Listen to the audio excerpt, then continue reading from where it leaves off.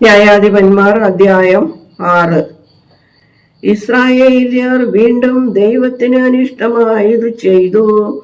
താൻ അവരെ 7 സംവത്സരം മിദ്യാന്റെ കയ്യിൽ ഏൽപ്പിച്ചു.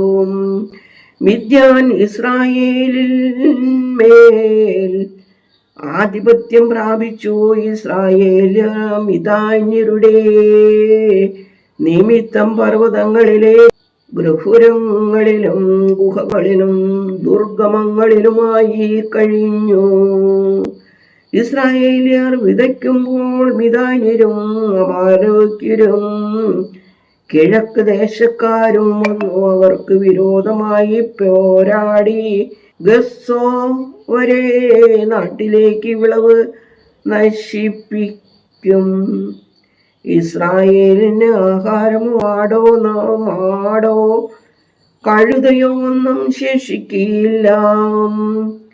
അവർ തങ്ങളുടെ കന്നുകാലികളും കൂടാരങ്ങളുമായി വെട്ടുക്കിളിയെ പോലെ കൂട്ടമായി വരും.